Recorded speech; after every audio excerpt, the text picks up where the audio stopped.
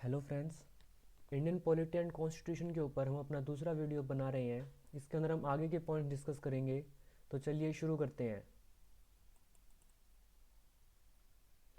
So friends, पहले हम कुछ क्वेश्चंस डिस्कस करेंगे जो हमने पिछले वीडियो के अंदर टॉपिक्स डिस्कस किए हैं, और ये क्वेश्चंस हमारे पिछले एग्जाम्स में पूछे जा चुके हैं। सो ये क्वेश्चंस बहुत ही इंपॉर्टेंट हैं, सो प्लीज़ पे अटेंशन। तो पहला क्वेश्चन है, a federal structure for Indian constitution was put forward by the. तो इन्होंने पूछा है कि इंडियन कॉन्स्टिट्यूशन का फेडरल स्ट्रक्चर वो कौन से एक्ट से आया था। सो हमारा आंसर होगा act of 1935, government of India Act 1935। चलिए सेकंड क्वेश्चन की तरफ चलते हैं। Which of the following excise the most powerful influence in framing the Indian constitution. इसके अंदर से कौन सा एक्ट या कौन सा जो भी ऑप्शन है, इनमें से कौन सा ऐसा ऑप्शन है जिसकी वजह से हमारा इंडियन कॉन्स्टिट्यूशन फ्रेम हुआ, ऐसा कौन सा मेन पॉइंट है। So the our answer is the Government of India Act 1935। चलिए फ्रेंड्स आगे चलते हैं। What was the basis of constituting the constituent assembly in India. कि इंडिया के अंदर सीए को कॉन्स्टिट्यूट करने के लिए जो मेन प्लान था वो कौन सा था। We know the answer friends, the cabinet mission Plan 1946। चलिए आगे चलते हैं। What is the reason for the Cripps plan 1942 to be rejected. We know friends कि उस टाइम जब हमने कॉन्स्टिट्यूंट असेंबली की डिमांड की तो ब्रिटिशर्स ने दो प्लान दिए थे, एन अगस्त ऑफर और दूसरा क्रिप्स प्लान। अगस्त ऑफर भी हमने डिक्लाइन कर दिया था और क्रिप्स प्लान भी हमने डिक्लाइन कर दिया था। तो उन्होंने पूछा कि क्रिप्स प्लान को डिक्लाइन करने का हमारा रीज़न क्या था। सो रीज़न वाज कि मुस्लिम लीग एक सेपरेट कॉन्स्टिट्यूंट असेंबली और अपना खुद का एक स्टेट चाहती थी। So our answer is C. चलिए friends, who among the following was not a member of constituent assembly. मैंने क्वेश्चन पहले भी डिस्कस किया था जब हमने पहली वीडियो बनाई थी। तो who among the member following was not a member of constituent assembly. Answer सिर्फ दो ही हो सकते हैं। It might be Mohammad Ali Jinnah और महात्मा गांधी। सो हमारे पास ऑप्शन में महात्मा गांधी है, तो फिर आंसर में भी Mahatma Gandhi. So sixth question है हमारा, what is the total number of seats in constituent assembly as per the cabinet mission plan and the number of seat won by Muslim League. So हमें बताने कि हमारे कॉन्स्टिट्यूंट असेंबली के अंदर total seats कितनी थी और उसमें से कितनी मुस्लिम लीग ने जीती। So the answer is 389 was the total seat and 73 seats were won by Muslim League. Next question is, the Indian partition plan is called as. We know friends, it's Mountbatten plan as it was given by Lord Mountbatten, the Governor General of India. Some students might think that it might be Radcliffe plan, but it is not so. Radcliffe plan was not that plan which partitioned India into Pakistan and India. It was Mountbatten plan. So next question is, the supreme law of the country. You know friends, the highest law of land is constitution. चलिए friends, अब अपना अपना topic अब आगे शुरू करते हैं। हमने सीए बना दी थी पहले। सीए मतलब कॉन्स्टिट्यूंट असेंबली हम फ्रेम कर चुके थे पहले हमारी। कॉन्स्टिट्यूंट असेंबली के जो मेंबर्स थे, elected members and partially nominated members, as we know कि कुछ मेंबर्स को हमने इलेक्ट किया था और कुछ मेंबर्स को हमने नॉमिनेट किया था। उन मेंबर्स की सबसे पहले मीटिंग कहाँ हुई? It is the most important question friends, कि 9 दिसंबर 1946 को कॉन्स्टिट्यूंट असेंबली के जितने भी मेंबर्स थे वो सबसे पहले मीट हुए। और मुस्लिम लीग, जो मुस्लिम लीग थी जिसके जितने भी मेंबर थे मुस्लिम लीग के, उन्होंने इस मीटिंग को बॉयकॉट किया। क्यों? क्योंकि वो एक सेपरेट स्टेट चाहते थे जिसका नाम होना चाहिए पाकिस्तान। तो क्या हुआ उस पहले दिन जब कॉन्स्टिट्यूंट असेंबली की मीटिंग हुई? दैट वाज ऑन 9 दिसंबर 1946। उस दिन जो मेन बात हुई वो थी कि डॉक्टर सच्चिदानंद सिन्हा, जो कि उस इलेक्टेड मेंबर्स के अंदर सबसे ओल्डेस्ट मेंबर थे, उनको टेम्परेरी एक प्रेसिडेंट बना दिया सीए का। सिंपल है फ्रेंड्स, अगर कोई ग्रुप है पीपल्स का, उसके अंदर कोई ना कोई एक ऐसा मेंबर होना चाहिए जो कि उन सबको रिप्रेजेंट करेगा। So they made doctor Sachchidananda Sinha was the oldest member, उनको उन्होंने प्रेसिडेंट बना दिया। फिर 2 दिन के बाद वो दोबारा मिले सारे मेंबर्स ऑन 11 दिसंबर 1946। उस दिन क्या हुआ कि डॉक्टर राजेंद्र प्रसाद को परमानेंट मेंबर इलेक्ट कर लिया गया। यानी कि डॉक्टर राजेंद्र सिन्हा, डॉक्टर सच्चिदानंद सिन्हा सिर्फ 2 दिन के लिए ही प्रेसिडेंट रहे of constituent assembly. It is not the president of India, he was the president of only constituent assembly. वो 2 दिन के लिए प्रेसिडेंट रहे, उसके बाद प्रेसिडेंट बना दिए गए डॉक्टर राजेंद्र प्रसाद, और HC. Mukherjee was elected as the president, vice president of constituent assembly.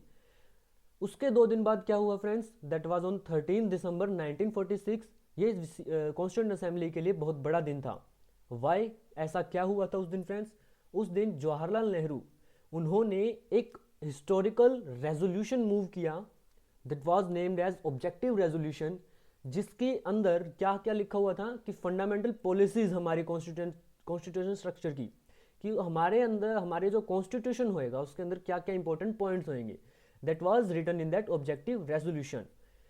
So it influenced the eventual shaping of the constitution through all its subsequent stages.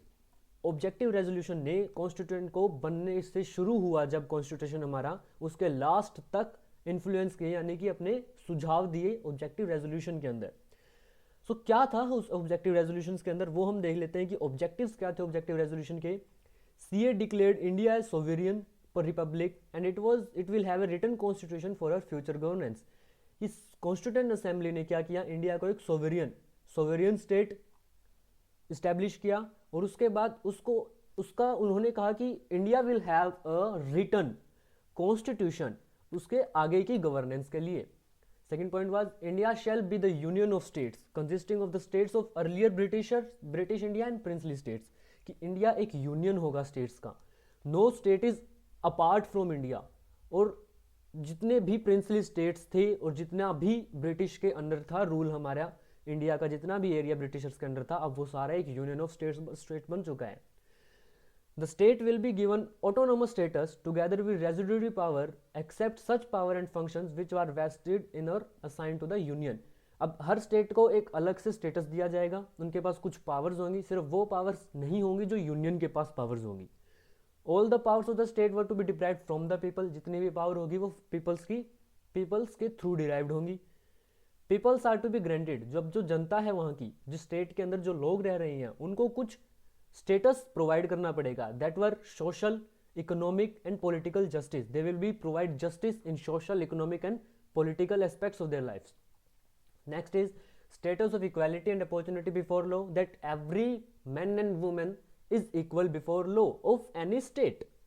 Freedom of thoughts, expression, beliefs, faith, worship, vocation, association and action subject to law and public morality. That means कि उनको बिल्कुल freedom दे दी गई, जितने भी man and women's थे, जितने भी states के अंदर, अलग अलग स्टेट के जितने भी बंदे थे, उनको सबको फ्रीडम दे दी गई, फुल फ्रीडम दे दी गई. The minorities and backward and tribal people were to be provided adequate safeguards. जितने भी minorities थे, जितने भी कबीले वाले लोग थे, या फिर जितने भी जो छोटे लोग थे, यानी छोटे का मतलब है कि जो कि इकोनॉमिकली या सोशली जो नीचे थे, उनको एक सेफगार्ड, उनको एक सिक्योरिटी प्रोवाइड की गई.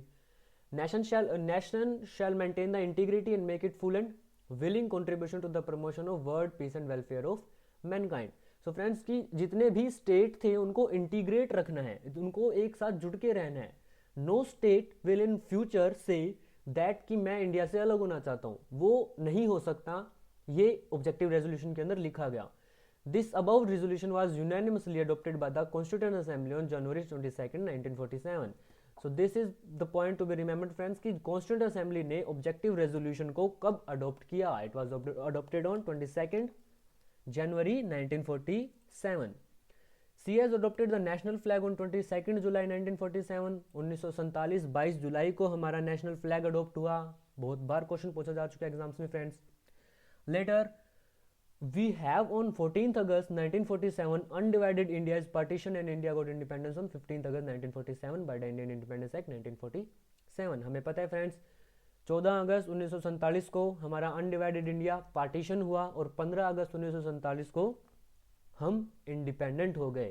दैट मीन्स कि 15 अगस्त 1947 को the whole India which included Bangladesh, Pakistan वगैरह वगैरह, the neighbouring countries, they were divided and India and Pakistan became two different nations. That was happened on 15th August 1947 and we celebrate it as independence day. With this, can you think of any changes to CA? क्या आप imagine कर सकते हैं कि क्या changes हुए होंगे constituent assembly के अंदर? Yes, there were changes as some seats were won by Muslim leagues, और कुछ एरिया इंडिया का पाकिस्तान के अंदर चला गया, तो उस एरिया की जितनी भी सीट्स थी वो चली गई हमारे पास से. Yes, there are the Muslim League hailing from the areas including in Pakistan withdrew from CA from India, so strength of CA reduce to 299 from 389. Earlier, the strength of Constituent Assembly was 389, but after partition, the strength remained to be 299. Out of 299 are from Indian provinces जो कि Britishers के अंदर थे। पहले वो 296 थे जो कि अब बच गई हैं 299, and 70 are from the princely states जो कि पहले थे 93, यानी कि बाकी जो प्रिंसली स्टेट्स थी वो कहाँ चली गई, पाकिस्तान के अंदर। Now CA is not under the influence of Cabinet Mission, it is fully sovereign body. अब कैबिनेट मिशन की हेल्प से हमारा सीए कॉन्स्टिट्यूएंट असेंबली बनी थी, लेकिन अब after partition constituent assembly is not under control by Cabinet Mission, it is fully sovereign, ये बिल्कुल फ्री है। And the important thing to be noted friends, the assembly also become a legislative body, the CA become the first parliament of India, और constituent assembly को ही हमारी India की first parliament declare किया गया। It performed two separate functions, इसने दो separate functions perform करे, that were making constitution for free India, इसने एक तो कॉन्स्टिट्यूशन बनाया अपने फ्री इंडिया के लिए, और second was enacting the ordinary laws of the country. और पहले तो इसने देखो कॉन्स्टिट्यूएंट असेंबली थी सिंपल, उसके बाद कॉन्स्टिट्यूएंट असेंबली ने दो काम करने शुरू कर दिए, बिकॉज इसको पार्लियामेंट भी बना दिया गया इंडिया का, as a temporary parliament it was made. उसने दो काम शुरू किए फिर, एक तो एज ए कॉन्स्टिट्यूएंट असेंबली उसने हमारा कॉन्स्टिट्यूशन बनाया, and second as a parliament उसने उन जो लॉज थे हमारे, जो simple laws to govern the country, वो लॉज इनेक्ट किए। On 17 November 1947, for first time, CA met as Parliament and elected GV Mavlankar as its Speaker. तो फ्रेंड्स क्या हुआ कि 17 नवंबर 1947 को constituent assembly as a parliament meeting हुई, as a parliament के मेंबर्स के एज ए मीटिंग हुई कॉन्स्टिट्यूएंट असेंबली की, और उसका जो स्पीकर था वो था जीवी Mavalankar. So GV Mavalankar was the first speaker of our parliament, important point to be noted. Next, how two functions of CA are differentiated, कि कॉन्स्टिट्यूएंट असेंबली को हम कब कॉन्स्टिट्यूएंट असेंबली कहेंगे और कब उसको हम पार्लियामेंट कहेंगे। सो फ्रेंड्स सिंपल है कि जब कॉन्स्टिट्यूएंट असेंबली के जो मेंबर्स मिलेंगे और उसका जो चेयरमैन होगा या फिर उसको जो प्रिसाइड करेगा वो डॉक्टर राजेंद्र प्रसाद है, then it will be preparing for constitution, that is they are now meeting as a constituent assembly. और अगर if CA is met and chaired by GV Mavalankar, then it is an parliament for enacting the ordinary laws. Simple है friends, अगर वो elected members doctor Rajendra Prasad के under meeting करेंगे अपनी, then they are known as constituent assembly, and if they are chaired by GV Mavalankar, then they are known as parliament for enacting ordinary laws. Thank you friends, hope you enjoyed the video. Like, subscribe and comment on my channel. This channel will provide you further information about your competition exams and it will be beneficial for your studies. Thank you friends.